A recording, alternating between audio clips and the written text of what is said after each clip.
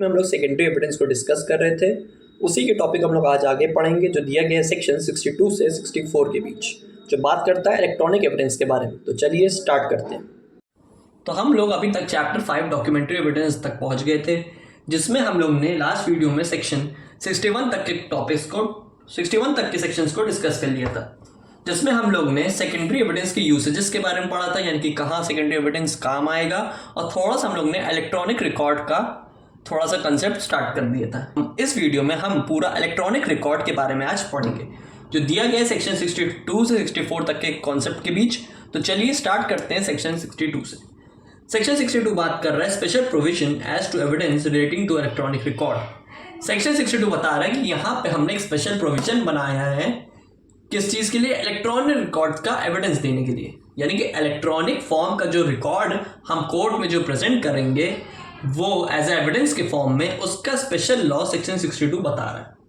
The contents of electronic records can be proved in accordance with the provision of section 62 की bare act rating ये बताइए कि जो contents होंगे electronic record के, यानी कि इलेक्ट्रॉनिक रिकॉर्ड में हम जो प्राइमरी और सेकेंडरी एविडेंस का यूज करेंगे उसके बारे में स्पेसिफिक प्रोविजन सेक्शन 63 में दिए।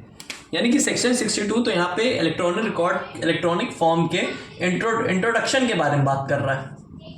ये बता रहा है कि यहाँ पे इलेक्ट्रॉनिक रिकॉर्ड का इंट्रोडक्शन कर दिया है। देखिए, पहले इंडियन एविडेंस एक्ट में इलेक्ट्रॉनिक जो एविडेंस हुआ करते थे उसको इतनी इंपॉर्टेंस नहीं दिया करती थी, नहीं मिलती थी, और साथ ही साथ यहाँ पे कुछ अलग से स्पेसिफिक प्रोविजन भी नहीं दिया था आपके पुराने एविडेंस एक्ट में। लेकिन इस बीएसए में सेक्शन 62 इलेक्ट्रॉनिक रिकॉर्ड के लिए बता दिया गया है, जिसमें हम लोग स्पेसिफिक तरीके के इलेक्ट्रॉनिक रिकॉर्ड को पढ़ेंगे। तो सेक्शन 62 इतनी सी बात करता है। सबसे मेजर सेक्शन है हमारा section 63।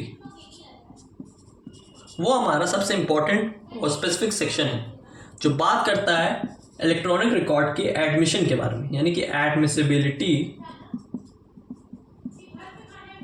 Of electronic record. ER में मैं लिख रहा हूँ, ठीक है। हमारा जो ये सेक्शन है सेक्शन 63, ये 5 पॉइंट्स में बटा है, यानी कि सेक्शन 63 क्लॉज 1 से क्लॉज 5 में बटा हुआ है, जिसमें से हमारा क्लॉज 1 और यानी कि क्लॉज 1,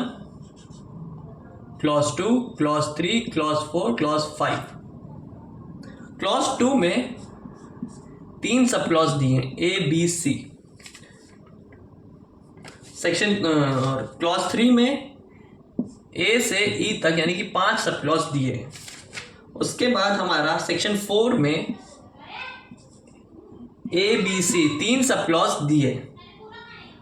और सेक्शन 5 में हमारे A और B यानी कि 2 सब क्लॉज दिए। तो इन सभी को अलग अलग प्रॉपर फॉर्मेट में पढ़ेंगे। तो स्टार्ट करते हैं सेक्शन 63 क्लॉज 1 से। क्या बताना चाह रहा है सेक्शन? ये बताना चाह रहा है कि ऐसी कोई भी चीज़ें अधिनियम में जो अवेलेबल हैं, यानी कि कोई भी ऐसा इंफॉर्मेशन जो इलेक्ट्रॉनिक रिकॉर्ड में, जो इलेक्ट्रॉनिक फॉर्म में, यानी कि इलेक्ट्रॉनिक रिकॉर्ड में अवेलेबल है, जो किसी पेपर में प्रिंट की हो, स्टोर्ड हो कहीं, रिकॉर्डेड हो कहीं, या फिर किसी चीज़ से कॉपी की गई हो, या फिर सेमीकंडक्टर मैनर में। सेमीकंडक्टर का मीन्स यहाँ पे पेन ड्राइव में अगर वो स्टोर करके रखी गई है, या कोई हार्ड डिस्क में स्टोर करके रखी गई है, ठीक है,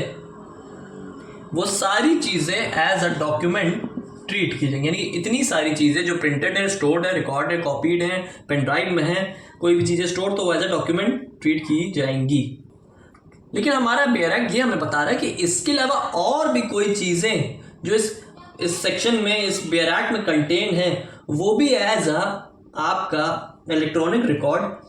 वहाँ पे एडमिट कर लिया जाएगा कोर्ट में, और उस चीज़ में कोई फर्दर प्रूफ और प्रोडक्शन नहीं मांगा जाएगा ओरिजिनल का। यानी कि इतनी चीज़ें अगर आप printed, stored, recorded, copied, pen drive form में दे देते हैं, तो इसके अलावा हमें कोई भी दूसरा अनदर प्रूफ, या फिर कोई स्पेसिफिक प्रोडक्शन किसी ओरिजिनल एविडेंस का या किसी कंटेंट को हमें नहीं प्रूव करना पड़ेगा। कोई भी हम अगर इलेक्ट्रॉनिक रिकॉर्ड यहाँ पे printed form, stored form, recorded form, copied form, pen drive में अगर हम दे रहे हैं, तो इसके अलावा भी अगर हम कोई चीज़ ऐसी दे रहे हैं जो इससे इन सब चीज़ों से जुड़ी हैं, तो उसका हमें कोई प्रूफ या फिर कोई नया प्रोडक्शन नहीं देना पड़ेगा। ठीक है, ये ओरिजिनल की तरह ट्रीट, यानी कि हमें कोई और ओरिजिनल डॉक्यूमेंट की ज़रूरत नहीं है। 63 का क्लॉज 2 3 बातें कहता है, यानी कि कोई आउटपुट अगर हम कोई किसी इंफॉर्मेशन निकाल रहे हैं, वो आउटपुट जो किसी कंप्यूटर या फिर इलेक्ट्रॉनिक डिवाइस से निकल रहा है और वो इस वे में निकल रहा है जैसे वो रेगुलरली निकल रहा हो, यानी कि एक रेगुलर एक डेली मैनर में वो निकल रहा है, या कुछ क्रिएट किया जा रहा है, या फिर क्रिएट किया जा रहा है, स्टोर किया जा रहा है, या कहीं प्रोसेस किया जा रहा है उसका, उस इंफॉर्मेशन का, और वो रेगुलर एक्टिविटी में यूज़ किया जा रहा है जिसका उसमें लॉफुल कंट्रोल हो, उसका इंफॉर्मेशन आपका यहाँ पे यूज़ किया जाएगा। यानी कि वैसा उससे निकला गया कोई आउटपुट आपका as a secondary evidence treat कर लिया जाएगा, जिसमें अगर कोई इंफॉर्मेशन आपके कंप्यूटर में क्रिएट की जा रही है, स्टोर की जा रही है, कुछ उसका प्रोसेस हो रहा है जिसका लॉफुल कंट्रोल आपके पास है। 62 क्लॉज 2 का सब क्लॉज 2 देखते हैं, और इसका आगे क्या बताया जा रहा है कि अगर कोई ऐसी इंफॉर्मेशन है जो ऑर्डिनरी कोर्स में अगर यूज़ की जा रही है, उसी टाइम पीरियड में जिस समय आपका वो इलेक्ट्रॉनिक रिकॉर्ड कुछ ऐसा इंफॉर्मेशन निकाल रहा है जो हमारे रेगुलर मैनर में यूज़ की जा रही है, जिसका कोई ऑर्डिनरी यूसेज है उस इंफॉर्मेशन का उसी टाइम पीरियड में, सेम टाइम पीरियड में, तो वो as a secondary evidence treat किया जाएगा। तो वो एज अ इलेक्ट्रॉनिक एविडेंस आपका सेकेंडरी एविडेंस ट्रीट किया जाएगा।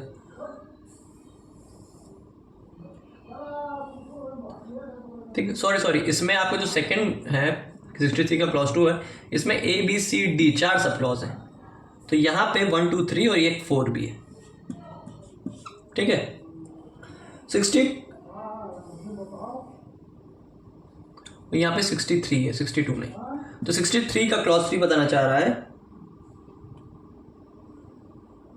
कि अगर कोई कंप्यूटर डिवाइस है या फिर कोई कम्युनिकेशन डिवाइस है, ठीक है, कोई इलेक्ट्रॉनिक डिवाइस है या फिर कोई कम्युनिकेशन डिवाइस है, मान लीजिए वो सही तरीके से काम कर रहा है, ठीक है, और उस टाइम पीरियड में, या फिर मान लीजिए अगर कुछ उस टाइम पीरियड में नहीं काम कर गया, मान लीजिए वो ऑपरेशन में या फिर वो नॉट इन ऑपरेशन है, वो ठीक से काम कर रहा है या फिर वो ठीक से काम अगर वो नहीं कर रहा है इलेक्ट्रॉनिक डिवाइस या फिर कम्युनिकेशन डिवाइस, तो उससे आपके इलेक्ट्रॉनिक रिकॉर्ड की एक्यूरेसी पे या उसके कंटेंट्स पे कोई इफेक्ट नहीं पड़ेगा, no effect will be taken. Clause 4 भी वही बात कहना चाह रहा है कि कोई भी ऐसा इंफॉर्मेशन है जो रिप्रोड्यूस कर रहा है कोई ऐसी इंफॉर्मेशन, वो इंफॉर्मेशन जो हमारे कंप्यूटर या फिर इलेक्ट्रॉनिक डिवाइस में पड़ी हुई है और उसका डेली बेसिस में रेगुलर फॉर्म में यूज़ हो रहा है, तो वो वाली भी इंफॉर्मेशन आपकी as a electronic evidence, electronic record treat कर ली जाएगी। तो ये था 63 का क्लॉज 1 और क्लॉज 2। अब देखते हैं 63 का क्लॉज 3।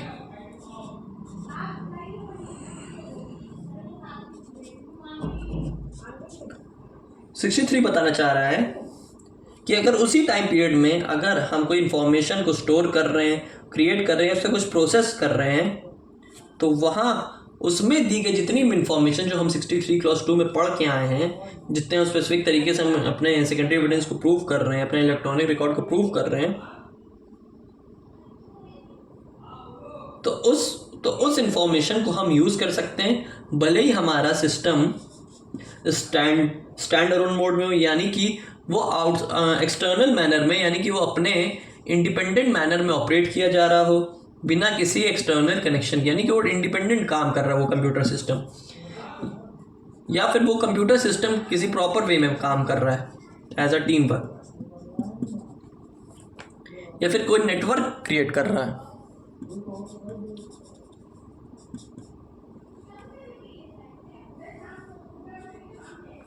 या फिर अगर वो कुछ ऐसा इंफॉर्मेशन क्रिएट कर रहा है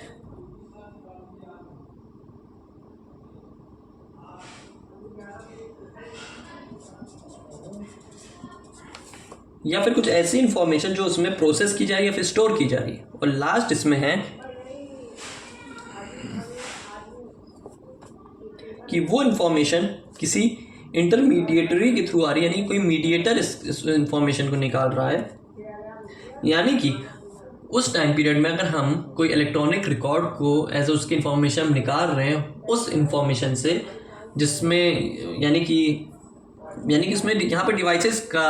के फॉलोइंग एक लिस्ट बनाई गई है। वो डिवाइस आपका अगर अकेले काम कर रहा है तो भी चलेगा, एक कंप्यूटर सिस्टम के थ्रू काम कर रहा है, एक नेटवर्क बना के काम कर रहा है, कोई ऐसा आपका रिसोर्स है जो आपको इन्फॉर्मेशन क्रिएट करके या प्रोसेस करके दे रहा है किसी स्टोरेज फॉर्म में, या फिर वो इस तरीके से काम कर रहा है एज अ मीडिएटर बन के, यानी कि दो लोग के मिल में जोड़ के काम कर रहा है। तो ये जितने भी तरीके के डिवाइसेस हैं, यानी कि ऑल कंप्यूटर डिवाइसेस, यानी कि जितने भी तरीके के डिवाइसेस हैं जो उस टाइम पीरियड में यूज़ किए जा रहे हैं उस काम के लिए, स्पेसिफिक चीज़ों के लिए, तो वो एज आपका इलेक्ट्रॉनिक रिकॉर्ड ट्रीट कर लिया जाएगा। यही बताना चाह रहा है सेक्शन, यही बताना चाह रहा है 63 का क्लॉज 3। अब देखते हैं 63 का क्लॉज 4। क्लॉज 4 तीन बात कह रहा है ए से सी तक में। 63 का क्लॉज 4 का सब क्लॉज ये क्या बताना चाह रहा है हमें, ये बताया जा रहा है कि अगर हम उस स्टेटमेंट को अगर एज एविडेंस प्रूव करेंगे तो उसका हमें एक सर्टिफिकेट को as a electronic evidence court में एडमिशन उसका कराना पड़ेगा। एक सर्टिफिकेट आपका बनाया होना ज़रूरी है, और उस सर्टिफिकेट में आपके पास आपको जितने भी आपको डॉक्यूमेंट प्रोड्यूस करने हैं, जितने भी आपके स्टेटमेंट्स उसमें आप कोर्ट में प्रोड्यूस करेंगे वो एज अ सर्टिफिकेट के फॉर्म में देंगे। क्लॉज भी बताना चाह रहा है अगर आपको इलेक्ट्रॉनिक डिवाइस को वहाँ पे कई बार होता है ना कि आपको कोई वीडियो क्लिप दिखानी होती है, आपको मोबाइल जमा करना पड़ता है कोर्ट में, या कोई भी ऐसी पेन ड्राइव या फिर सीडी डिवाइस आपको करनी पड़ी, तो वो आप उस सर्टिफिकेट के साथ लगा के देंगे, कोई भी कंप्यूटर या फिर इलेक्ट्रॉनिक डिवाइस हो। और जो भी आपका जो सर्टिफिकेट दिया जाएगा कोर्ट में, तो वो किसी एक्सपर्ट द्वारा साइन होना चाहिए, यानी कि एक्सपर्ट का इसमें सिग्नेचर होना ज़रूरी है, ठीक है, तभी एज वो रेलिवेंट माना जाएगा। और वो जो एक्सपर्ट होगा उसको इसकी बेस्ट नॉलेज होनी चाहिए, और उसका बिलीफ होना चाहिए कि हाँ, हम जो ये सर्टिफिकेट प्रोवाइड कर रहे हैं कि हम अपनी नज़र के सामने कर रहे हैं और ये पूरा प्रॉपर वे में ओके है, यानी कि ये सफिशिएंट है, क्या कहना चाह रहे हैं कि एक तो हमें सर्टिफिकेट प्रोवाइड करना है, उस सर्टिफिकेट में कोई इलेक्ट्रॉनिक डिवाइस अगर हम ऐड किए हैं तो वो हमको वो भी सबमिट करना है, और सर्टिफिकेट में किसी एक्सपर्ट्स के साइन होने चाहिए जिसको सफिशिएंट लगे कि हाँ उसके पास एक स्पेसिफिक इंफॉर्मेशन है या फिर नॉलेज है उस कंप्यूटर या फिर इलेक्ट्रॉनिक रिकॉर्ड की। 63 का क्लॉज 5 क्या बताना चाह रहा है, वो दो बातें हमें कह रहा है। ये बता रहा है कि कोई भी अगर इंफॉर्मेशन हम कंप्यूटर डिवाइस की अगर हम कोर्ट में ला रहे हैं उसका एडमिशन करवाने के लिए, तो वो एप्रोप्रिएट मैनर में होना चाहिए, और उसको हम कोर्ट में डायरेक्टली भी सप्लाई कर सकते हैं या फिर किसी एप्रोप्रिएट इक्विपमेंट का भी यूज़ करके कर सकते हैं। कहने का मतलब वो इलेक्ट्रॉनिक डिवाइस कोई पर्सन भी ला सकता है या कोई इम्पोर्टेंट इक्विपमेंट में भी ला सकता है, जैसे कि पेन ड्राइव हो गई, सीडी हो गई, है ना, उसमें लाया भी जा सकता है। और ये इसमें बताया जा रहा है कि हम अगर कोई डिवाइस को एक किसी इक्विपमेंट में ला रहे हैं तो हम जो क्लॉज 3 में ए से ई तक के पढ़ के आए हैं कुछ स्पेसिफिक चीजें, यानी कि तो वो हमारा जो डिवाइस होगा वो 63 के क्लॉज 3 से रेलेवेंट होना चाहिए। कहने का मतलब ये कि कोई भी अगर इक्विपमेंट अगर हम विदाउट एनी ह्यूमन इंटरवेंशन, कहने का मतलब है कोई इक्विपमेंट में ला रहे हैं, कोई पर्सन नहीं ला रहा है, उसे किसी चीज़ में आ रही है वो आपका इलेक्ट्रॉनिक रिकॉर्ड, तो वो इलेक्ट्रॉनिक रिकॉर्ड वो आप अगर जिस चीज़ से निकाल रहे हैं जो उसका रिसोर्स होगा उसमें जो कंप्यूटर यूज़ होगा वो स्टैंडअलोन मोड में भी हो सकता है, एक कंप्यूटर सिस्टम भी हो सकता है, एक नेटवर्क भी हो सकता है, या कोई स्टोरेज इन्फॉर्मेशन करने की रिसोर्स हो, या फिर कोई इंटरमीडिएट, यानी कि 63 क्लॉज 3 के जो स्पेसिफिक 5 पॉइंट्स दिए हैं वो इक्विपमेंट उससे मैच करना ज़रूरी है। तो ये था आपका सेक्शन 63 का पूरा कंसेप्ट। बहुत बड़ा सेक्शन है ये। इसमें आपके 5 सब सेक्शन बनाए गए हैं और उसके अंदर कुछ स्पेसिफिक छोटे छोटे सेक्शन डाले हैं जो एज अ इलेक्ट्रॉनिक रिकॉर्ड के एडमिसिबिलिटी के लिए माने। देखिए, इलेक्ट्रॉनिक रिकॉर्ड का जो एविडेंस होता है वो बहुत ही एक अप्रोप्रिएट और एक इंपॉर्टेंट एस्पेक्ट होता है कोर्ट के लिए। उससे आपकी कई चीज़ें सही और गलत होगी और वो एक टेक्निकल चीज़ है। तो जो टेक्निकल चीज़ होती है ना, उसको बहुत संभाल के रखना बहुत ज़रूरी है। अगर मान लीजिए गड़बड़ हो गया, कोई एक कई बार उसमें होता है कि उसकी पायरेटेड कॉपी बन जाती है, उसका मिसयूज़ हो जाता है, उसमें कुछ एडिटिंग कर दी जाती है। तो ये जो कोई थर्ड पर्सन जब इसमें इन्वॉल्व हो जाता है ना, तो वो इलेक्ट्रॉनिक रिकॉर्ड एक फेयर मैनर में नहीं यूज़ हो पाता। तो उसके लिए प्रॉपर इसमें चीज़ें बताएंगी कि अप्रोप्रिएट फॉर्म में सारी आपको फॉर्मेलिटीज़ को देखते हुए, नज़र रखते हुए आपको उस इलेक्ट्रॉनिक रिकॉर्ड की एडमिसिबिलिटी करवानी है, उसको एडमिट करवाना है कोर्ट में। क्या बताना चाह रहा है सेक्शन 64 कुछ रूल्स बता रहा है नोटिस टू प्रोड्यूस के। यानी कि जो हम सेक्शन 57 प्राइमरी एविडेंस नहीं पढ़ के जिसमें बताया गया था वो डॉक्यूमेंट जो इटसेल्फ कुछ प्रोड्यूस करे कुछ कोर्ट के इंस्पेक्शन के लिए, अगर हम उसको यूज़ कर सकते हैं। तो उसमें हम एक टॉपिक पढ़ के आए थे पहले। तो हम लोग को उसमें क्या होता था, जैसे मान लीजिए कोई आपको इलेक्ट्रॉनिक रिकॉर्ड कोर्ट में पेश करना हो या कोई जैसे इंपॉर्टेंट एलिमेंट पॉइंट आपको यूज़ करना हो जो इलेक्ट्रॉनिक रिकॉर्ड में मेंशन है, तो कई बार क्या होता है उसकी ओरिजिनल कॉपी जो डिफेंडेंट होता है उसके पास नहीं होती है। तो यहाँ पे कोर्ट आपको नोटिस देगी सामने वाली अगेंस्ट पार्टी को कि उस नोटिस से आपको इलेक्ट्रॉनिक रिकॉर्ड प्रोड्यूस करवाना है। कहने का मतलब है कि कोर्ट आपको कोई नोटिस दी, अब उस नोटिस में ये कहेगी कि इस स्पेसिफिक डिवाइस को या फिर ऐसे इलेक्ट्रॉनिक रिकॉर्ड को कोर्ट में लाओ, क्योंकि वो एज अ एविडेंस यूज़ किया जाना है, उसका यूज़ होगा आने वाले टाइम पे, उसको यूज़ करना इसमें ज़रूरी पड़ रहा है। तो उसके लिए कुछ स्पेसिफिक रूल्स बनाए हैं कि उसको उसमें नोटिस कैसे दी जाएगी। देखिए, सेकेंडरी एविडेंस जो हमारे सेक्शन 60 में दिया गया है वो हम लोग डायरेक्टली नहीं दे सकते जब तक सामने वाली पार्टी ना चाहे या फिर उसका कोई एडवोकेट या फिर कोई रिप्रेजेंटेटिव ना चाहे। यानी कि सेकेंडरी एविडेंस हम डायरेक्टली नहीं दे सकते कोर्ट में, प्राइमरी एविडेंस का ही मेन रोल यूज़ होता है यहाँ पे। लेकिन सेकेंडरी एविडेंस हम कोर्ट में तभी ला सकते हैं जब पार्टी उसमें अपनी कंसेंट दे,